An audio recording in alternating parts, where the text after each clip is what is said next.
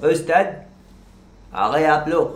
चलो आज मैं शुरू कर देता हूँ। बहुत दिन बीत गए, आपसे दुख दर्द बयां नहीं करा, अभी थोड़ा भरा बैठा हूँ। अच्छा तो एक शायरी से शुरू करना चाहूँगा।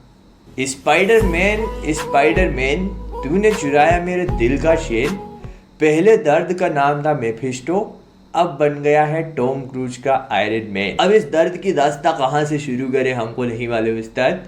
क्या हुआ कि आज से कुछ दिन पहले वो डॉक्टर स्ट्रेंज की नई फिल्म लगी है, हम सोचा हम भी देख के आऊँ। उसमें क्या है कि आयरन मैन आने वाला था, तो इस चक्कर में हमने हमारा ऑटो उठाया, निकल पड़े। लेकिन आधे रास्ते पता चला घास लेट खत्म। बस फिर क्या, धक्का मारा, आधे रास्ते में हमारी टांग स्लिप कर गई।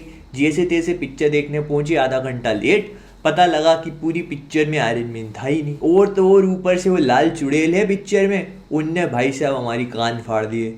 कान की बात कर रहा हूँ, गलत चीज मत समझिएगा। लेकिन इसी दुख दर्द पीड़ा को देखते देखते एक शायरी और पेश करना चाहूंगा आपके सामने। पिया पिया ओ पिया पिया, पिया पिया ओ पिया पिया, वंडा कैसा डराया तुमने पूरी पिक्चर में, छोटी बच्ची हो गया। क्या हो रहा है? अरे मोहित भाई, हम तो ऐसे ही बस हमने सोचे कि आयरन मैन नहीं आया ना, आपने बोला था। क्या आयरन मैन की क्या बात? अरे अबे ये सब चीजें नहीं बोलनी। अच्छा नहीं बोलना है क्या? अब आने ऑटो का टाइम हो गया, वैसे भी ले जाने का। सवारी फोन कर रही थी वो। आप बैठो इधर आके थोड़ा बात कर लो, इनको समझा देना। मैंने माहौल तो सेट कर दिया है, कोई टंग स्लिप हो गई हो तो देख लेना आप थोड़ा। अच्छा उस्ताद चलते हैं, मिलेंगे फिर इसी बात पे। एक शायरी चलो चलो चलो भाई, ओके। हाँ, इन लोग की नौटंकी धीरे धीरे करके बढ़ती चली जा रही है, लेकिन क्योंकि अब बात शुरू हो ही गई है तो इसको खत्म भी कर लेते हैं। तो कॉमिक वर्स से मैं हूं मोहित, और आज हम लोग बात करने वाले हैं इस बारे में कि आखिरकार doctor strange in the multiverse of madness में आयरन मैन क्यों नहीं आया, कहां नहीं आया और कैसे नहीं आया और कर क्या रहा था ये। तो बिना अपनी कुर्सी को खाली छोड़े चलिए शुरू करते हैं।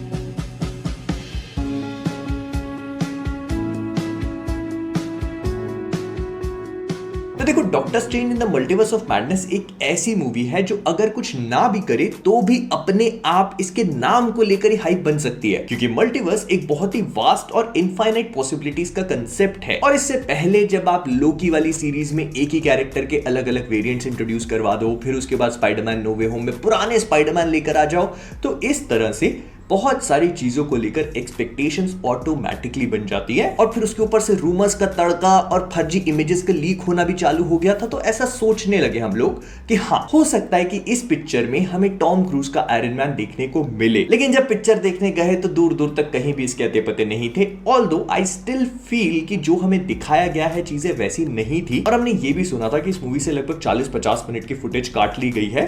तो क्या ऐसा हो सकता है कि मार्वल वालों ने आयरन मैन मतलब टॉम क्रूज के आयरन मैन को शूट तो किया हो, लेकिन उसे आगे यूज करने के चक्कर में यहां से हटा दिया हो। अब देखो, इस पॉइंट के आगे मैं जो भी बात करने वाला हूं ना, वो बहुत ही वाइल्ड साउंड कर सकती है, तो इसीलिए प्लीज इसे दिल पे लेना, कानों से सुनना और निकाल देना, दिमाग पे मत लेना, क्योंकि बहुत हाई चांसेस है कि ये सारी की सारी चीजें अगर सच में होती भी हैं तो उनको एग्जीक्यूट होने में कम से कम 3 से 4 साल लग जाए। तो इसीलिए ज्यादा कैलोरी मत जलाना, बस सुन के इंजॉय कर लेना। एक मूवी है और उसको लेकर अपन फैन थ्योरीज बनाते रहते हैं, कुछ सच हो जाती है और कुछ मेफिस्टो जैसा हल कर देती है। तो पर्सनली मुझे ऐसा फील होता है कि इस वाली मूवी में टॉम क्रूज का आयरन मैन था, या फिर मार्वल वालों ने एटलीस्ट उस चीज को प्लान जरूर किया था, भले उसको एग्जीक्यूट ना करा हो। और मैंने इस वीडियो को कुछ दिन पहले शूट कर लिया था, लेकिन हाल ही में मल्टीवर्स ऑफ मैडनेस के राइटर्स ने एक अपडेट दिया है कि उन लोगों ने टॉम क्रूज का आयरन मैन इस मूवी के लिए प्लान तो किया था और उन्होंने सोचा कि एक बहुत कूल आइडिया होगा, लेकिन क्योंकि टॉम क्रूज मिशन इंपॉसिबल 7 और 8 की शूटिंग में बिजी थे तो इसीलिए उनकी डेट्स नहीं मिल पाई इनको।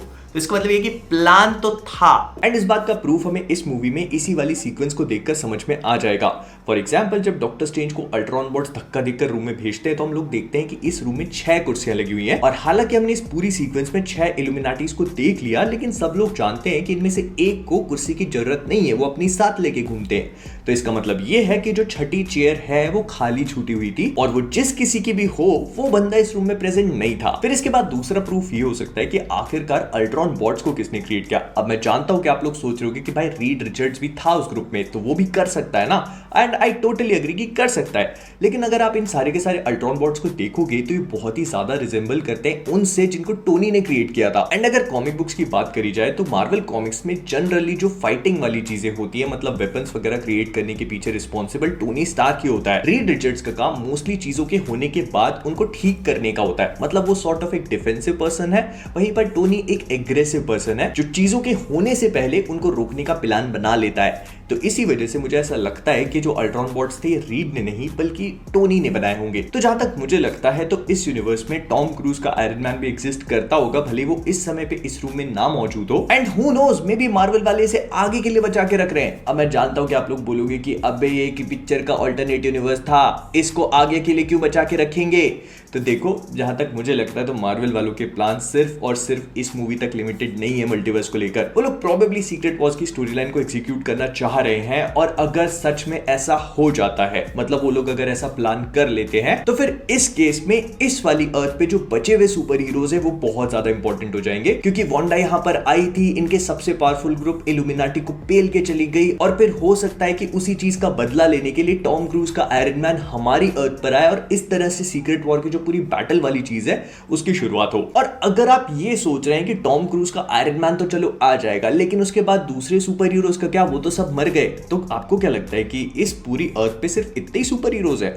अगर प्रोफेसर एक्सेवियर है तो उनके दूसरे एक्समैन भी होंगे, अगर ब्लैक बोल्ट है तो उसके इनह्यूमंस भी होंगे। एंड रीड ने तो अपने मुंह से ही बोल दिया कि उसकी बीवी और बच्चे दोनों ही, और उसकी छाती पे 4 बना हुआ है, मतलब फैंटास्टिक फोर भी इस यूनिवर्स में एग्जिस्ट करता है। तो who knows, maybe Tom Cruise का आयरन मैन आए, इस पूरे कांड को देखे, गुस्से से आग बबूला हो, अपनी खुद की टीम बनाए जिसमें फैंटास्टिक फोर के कुछ कैरेक्टर्स, हो सकता है एक्समैन से वोल्वरीन और साइक्लॉप्स और जीन ग्रे, और उसके बाद इनह्यूमन से भी कुछ सुपर हीरोज को उठा करके वो अर्थ पे पहुंचे, मतलब मार्वल सिनेमैटिक यूनिवर्स की मेन अर्थ पे, और इस तरह से सीक्रेट वॉर्स की शुरुआत हो। तो देखो, कुल मिला के मैं बस इतना बोलना चाह रहा हूं कि टॉम क्रूज का आयरन मैन नहीं आया, हम लोग जानते हैं, लेकिन इसके साथ ही साथ हम लोग ये भी बात जानते हैं कि मल्टीवर्स ऑफ मैडनेस में करीब 40-50 मिनट की फुटेज को हटा दिया गया था।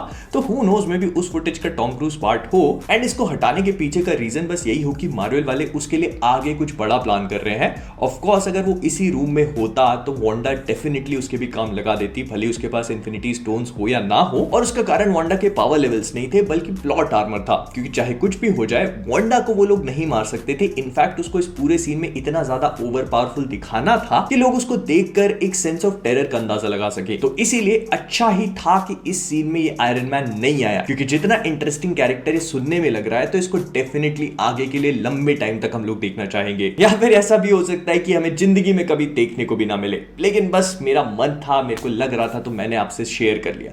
अब इस पूरी चीज के बारे में आपको क्या लगता है, आपका क्या कहना है, मुझे कमेंट्स बताना मत भूलना।